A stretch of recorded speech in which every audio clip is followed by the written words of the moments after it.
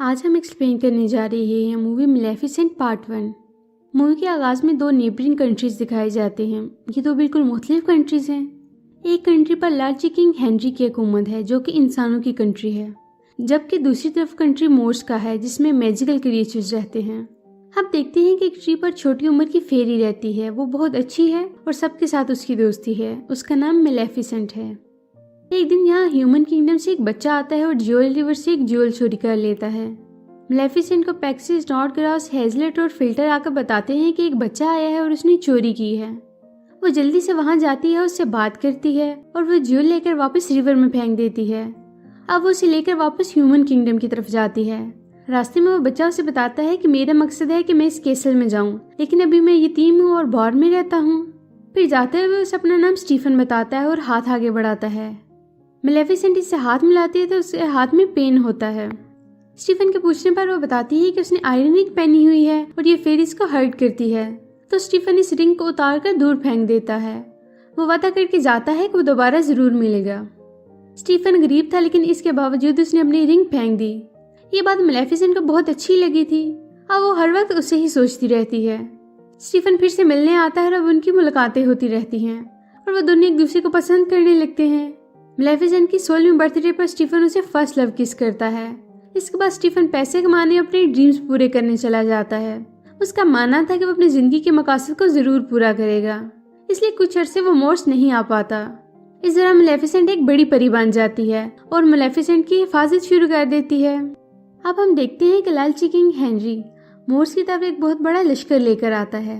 वो चाहता था कि वो उन क्रिएचर्स की कंट्री पर कब्जा कर ले और अपनी ताकत को बढ़ाए। मेलेफिसेंट दूर से उन्हें देख लेती है, फिर वो उनके पास जाकर उन्हें रुकने का कहती है। किंग हेनरी उसका मजाक उड़ाता है और अपनी आर्मी को उस पर अटैक का कहता है। आर्मी अटैक करती है, उधर मेलेफिसेंट भी मैजिक करती है। वो जंगल से ट्री ब्रांचेस को क्रिएचर्स निकलते हैं जो किंग हेनरी की आर्मी पर अटैक कर देते हैं। वो उन्हें बुरी तरह मार रहे होते हैं। क्रिएचर के सामने इंसानों की फौज नहीं टिक पा रही थी। फिर मेलेफिसेंट किंग हेनरी के पास आती है। जब उसे अपने आयरन आर्मर सूट के हाथ से टच करता है तो मेलेफिसेंट दूर जा गिरती है क्योंकि फेरिस को आयरन हर्ट करता है। अब किंग हेनरी मौका पाकर वापस अपने कैसल में भाग जाता है। कैसल से वापस आने के बाद किंग हेनरी बीमार पड़ जाता है। वो ऐलान करवाता है कि जो भी मेलेफिसेंट से उसका बदला लेगा वो उसे किंगडम का किंग बना देगा और अपनी बेटी का हाथ भी उसे देगा। स्टीफन जो कि उसका केयर टेकर है वो भी ये सब सुन लेता है। हम जानते हैं कि स्टीफन का एम था कि वो एक दिन कैसल में जाएगा। वो कैसल में तो किसी तरह आ गया। वो किसी बड़े ओहदे और किंग के तख्त तक पहुंचना चाहता था और इसके लिए वो कुछ भी करने को तैयार था। वो मोर्स में आता है और मेलेफिसेंट को मिलता है। वो दोनों बैठकर पुराने वक्त को याद करते हैं और दुखी हो जाते हैं। फिर मौका मिलता ही स्टीफन उसे पीने के लिए कुछ देता है, जिसे पीते ही मेलेफिसेंट बेहोश हो जाती है और स्टीफन उसे मारने लगता है, लेकिन उसे हिम्मत नहीं होती। फिर स्टीफन को उसकी विंग्स का ख्याल आता है। वो आयरन चेन निकालता है। वो कुछ बहुत बुरा करने वाला था। जब मेलेफिसेंट की आंख खुलती है तो वो देखती है उसकी विंग्स नहीं और उसे बहुत ज्यादा पेन हो रहा था। वो दर्द से चिल्लाती है। स्टीफन को जरा रहम नहीं आता और वो उसके विंग्स लेकर वापस कैसल की तरफ चला जाता है। वो किंग के पास पहुंचकर मेलेफिसेंट के विंग्स दिखाता है और दावा करता है कि उसने मेलेफिसेंट को मार दिया है। ये सुनकर किंग उससे बहुत खुश हो जाता है। उधर हम मेलेफिसेंट को देखते हैं जो पहले मोर्स में उड़ती फिरती थी, लेकिन अपनों की गद्दारी की वजह से अब उसके पास विंग्स नहीं थी और दिल भी टूट चुका था। अब वो पैदल चलने पर मजबूर थी। वो चलते चलते एक जगह पहुंचती है जहाँ एक इंसान कौवे का शिकार कर रहा था। मेलेफिसेंट अपने मैजिक से इस कौवे को इंसान बना देती है और शिकारी भाग जाते हैं। उस कौवे का नाम डायवल था क्योंकि मेलेफिसेंट ने उसकी जान बचाई थी, इसलिए वो उसका सर्वेंट बनकर उसकी खिदमत करना चाहता है। वो उसे ह्यूमन किंगडम में जासूसी के लिए भेजती है, जो उसे आकर बताता है कि स्टीफन ने किंग की बेटी से शादी कर ली है और अब किंगडम का किंग बन गया है। इस गद्दारी पर मेलेफिसेंट बहुत गमजदा होती है और गुस्सा भी। वो मैजिक करती है और मोर्स के किंगडम को, जो अभी तक बहुत खूबसूरत और सरसब्ज किंगडम थी, उसे ब्लैक किंगडम में बदल देती है। फिर वो सब क्रिएचर्स के मलका बनकर रोल करने लगती है। कुछ वक्त ऐसे ही गुजर जाता है और एक दिन डायवल उसे आकर बताता है कि स्टीफन के यहाँ बेटी की पैदाइश हुई है और आज उसकी खुशी में जश्न मनाया जाएगा। सेलिब्रेशन शुरू होती है और वहाँ 3 पैक्सेस आती हैं और स्टीफन की इजाजत से उसकी बेटी को ब्लेसिंग्स देती हैं कि अरोरा बहुत खूबसूरत हो, हर कोई उसे पसंद करे और हमेशा खुश रहे। इसी तरह वहाँ मेलेफिसेंट आ जाती है। वो अरोरा को कर्ज करती है कि पैक्सिस की ब्लेसिंग के मुताबिक वो खूबसूरत है, वो हैप्पी हो, लेकिन 16वें बर्थडे पर वो चरखे की सुई पर हाथ सहमी कर बैठे और ऐसी नींद सो जाए जिससे वो कभी ना उठ सके। किंग स्टीफन उससे कर्स वापस लेने की रिक्वेस्ट करता है तो मैलेफिसेंट उसका मजाक उड़ाती है और कर्स में एडिशन करती है कि वो उस नींद से तब उठे जब उसे ट्रू लव किस मिले। मैलेफिसेंट और स्टीफन दोनों जानते हैं कि ट्रू लव एग्जिस्ट ही नहीं करता। मैलेफिसेंट वहाँ से वापस आ जाती है। पीछे स्टीफन किंगडम के सारे चरखों को आग लगवा देता है और अपनी आर्मी मैलेफिसेंट को मारने के लिए भेजता है। लेकिन मैलेफिसेंट अपनी किंगडम के गेट ट्री ब्रांचेस से एक दीवार खड़ी कर देती है ताकि कभी भी कोई भी इंसान मोर्स में दाखिल ना हो सके। इसके बाद स्टीफन अरोरा पैक्सिस के हवाले करता है और उसकी 16वीं बर्थडे तक उन्हें जंगल में एक कॉटेज में भेज देता है। अब अरोरा के ख्याल रखने के लिए उन्हें इंसानी रूप इख्तियार करना पड़ा, लेकिन उन्हें इंसानी बच्चे की केयर का कुछ भी पता नहीं होता। डाइवल अरोरा को ढूंढ लेता है और मैलेफिसेंट को बता देता है। मैलेफिसेंट वहाँ आती है और वो अरोरा से चिढ़ जाती है। उसे अरोरा पसंद नहीं आती। वो उसके भूख से रोने की आवाज से भी चिढ़ जाती है तो डाइवल उसे खाना खिलाकर उसे चुप करवाता है। लेकिन अरोरा के बचपन से बड़े होने तक मैलेफिसेंट इस पर नजर रखती है और अरोरा का ख्याल रखती है। एक बार अरोरा उससे मिलती भी है। हम देखते हैं कि स्टीफन मैलेफिसेंट कभी भूला नहीं था और उसके विंग से बातें करता रहता है।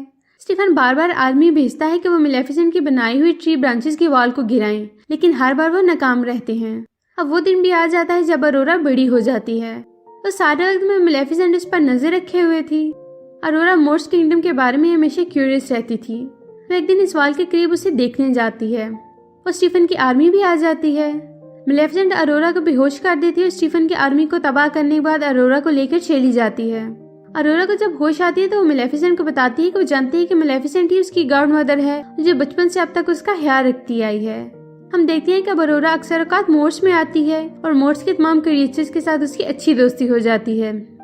अब मैलेफिसेंट के दिल में भी उसके लिए नम गोशा पैदा हो जाता है। वो उसकी केयर करना शुरू कर देती है, इसलिए वो अपना कर्ज वापस लेने की कोशिश भी करती है, लेकिन वो कर्ज वापस लेने में कामयाब नहीं हो पाती।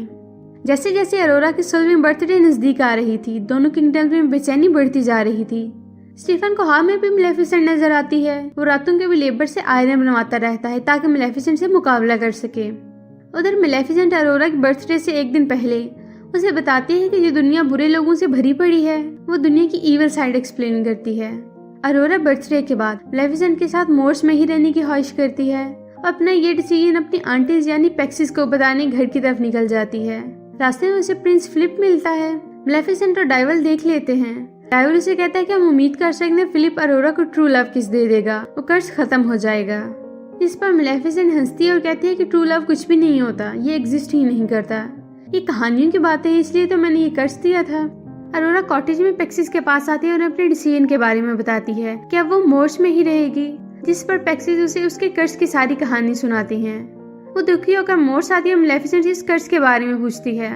वो दुखी थी और इसकी बात सुने बगैर कैसल की तरफ आ जाती है, जबकि मैलेफिसेंट डाइवल को फ्लिप का लाने का कहती है। उधर अरोरा केसल में स्टीफन से मिलती है। उसे गुस्सा आता है कि तुम वक्त से पहले क्यों आ गई, और उसकी सेफ्टी के लिए उसे रूम में बंद कर देता है। वो मैलेफिसेंट के साथ जंग और उसे पकड़ने की प्लानिंग में लग जाता है। अरोरा डोर नॉक करती है, कोई नहीं खुलता, लेकिन वो ट्राई जारी रखती है तो मेड डोर खोल देती है तो अपने रूम से बाहर आ जाती है। वहाँ वो मैजिक से बनी हुई स्पिनिंग व्हील की सुई पर फिंगर रखकर कर्ज के मुताबिक सो जाती है। उधर मैलेफिसेंट को भी कर्ज पूरा होने की खबर हो जाती है। वो फिलिप को घोड़े पर रख के केसल की तरफ आ रही होती है। वो अरोरा को बचाना चाहती है, इसलिए वो आती है। केसल पहुंचकर वो देखते हैं कि केसल के गिर्द आयरन ट्रैप्स हैं ताकि मैलेफिसेंट को पकड़ा जा सके। डाइवल मैलेफिसेंट को मना करता है, लेकिन वो जानकर रिस्क लेकर केसल में दाखिल होने लगती है। वो फिलिप को लेकर केसल में दाखिल होने में कामयाब हो जाती है।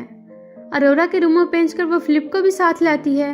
पैक्सिस फिलिप को अरोरा को ट्रू लव किस करने का बोलती है। फिलिप किस करता है, लेकिन अरोरा नहीं जागती। पैक्सिस उसे रूम से बाहर ले जाती है। मैलेफिसेंट ये देखकर दुखी हो जाती है और अरोरा से माफी मांगते हुए प्यार से इसके फोरहेड पर किस करती है। लेकिन ये क्या, किस करते ही अरोरा आंख खोल लेती है। हुआ ये था कि मैलेफिसेंट ने उसे माँ की तरह प्यार किया था और बचपन से बड़े होने तक इसका ख्याल रखती आई, उसे हर मुसीबत से बचाया। प्यार लड़का लड़की का होता है, लेकिन माँ बाप का प्यार फितरत कहलाता है, यानी नेचर। इसी ट्रू लव ने मैजिक दिखाया और अरोरा का कर्ज खत्म हो गया। अब दोनों एक दूसरे को देखकर खुश होती हैं। उधर स्टीफन को मैलेफिसेंट के केसल में होने की खबर हो जाती है। मैलेफिसेंट अरोरा की ख्वाहिश पर उसे मोर्स में ले जाने के लिए साथ ले लेती है। अभी वो हाल में ही पहुंच रहे होते हैं कि आयरन जाल उस पर गिरता है और वो फंस जाती है। इस आयरन जाल से उसे कमजोर कर दिया जाता है। अरोरा आगे बढ़ती है, लेकिन सोल्जर्स उसे पकड़ लेते हैं। मैलेफिसेंट डाइवल पर मैजिक करके उसे ड्रैगन बना देती है, जो सोल्जर्स को मारकर मैलेफिसेंट से आयरन चेन उठा देता है। लेकिन सोल्जर्स डाइवल को पकड़ लेते हैं और मैलेफिसेंट को भी। आयरन शील्ड्स में घेर लेते हैं। ड्रैगन कैसल को तबाह कर रहा होता है। मेलेफिसेंट ये देखकर अरोरा को कैसल से निकल जाने का कहती है। स्टीफन आयरन सूट पहनकर मेलेफिसेंट पर अटैक कर देता है। वो उसे आयरन चेन से मारता है और गिराकर जान से मारने ही वाला होता है कि अरोरा इसके विंग्स जो कि एक बॉक्स में कैद थे तोड़ देती है और आजाद कर देती है। विंग्स आकर इससे अटैच हो जाते हैं। अब मेलेफिसेंट स्ट्रांग हो चुकी है। वो सोल्जर्स पर अटैक करके डाइवल को आजाद करवाती है। फिर अपने पाँव पर लगी स्टीफन की चेन से उसे घसीटती हुई कैसल की विंडो तोड़ते हुए बाहर ले जाती है। वो उसे छत पर ले आती है। चेन से खुद को आजाद करवाकर वो उसे मारने वाली होती है, लेकिन उसे नहीं मारती, छोड़ देती है। वो वापस होने लगती है कि स्टीफन बुज़दिलों की तरह पीछे सवार करता है और कैसल के साथ साथ दोनों नीचे गिरने लगते हैं। रास्ते में मेलेफिसेंट अपने विंग्स खोलकर हवा में रह जाती है और स्टीफन नीचे गिरकर मर जाता है। हम देखते हैं कि मोर्स में वापस आकर मेलेफिसेंट मोर्स को असल हालत में वापस ले आती है, वॉल को खत्म कर देती है और अरोरा को ह्यूमन किंगडम की क्वीन, मोर्स की यूनिफाइड क्वीन बना देती है। इस मूवी का मैसेज ये है कि ट्रू लव लाजमी नहीं लड़का लड़की का हो, ये आपके दूसरे रिश्तों का भी हो सकता है, जैसे दोस्त, औलाद, माँ बाप, और यही फर्स्ट पार्ट खत्म हो जाता है। तो दोस्तों, कैसी लगी आपको हमारी आज की वीडियो? अगर आपको हमारी वीडियो अच्छी लगी तो हमारी वीडियो को लाइक करें, शेयर करें, हमारे चैनल को सब्सक्राइब करें ताकि इस तरह की इंटरेस्टिंग वीडियोस आपको मिलती रहें।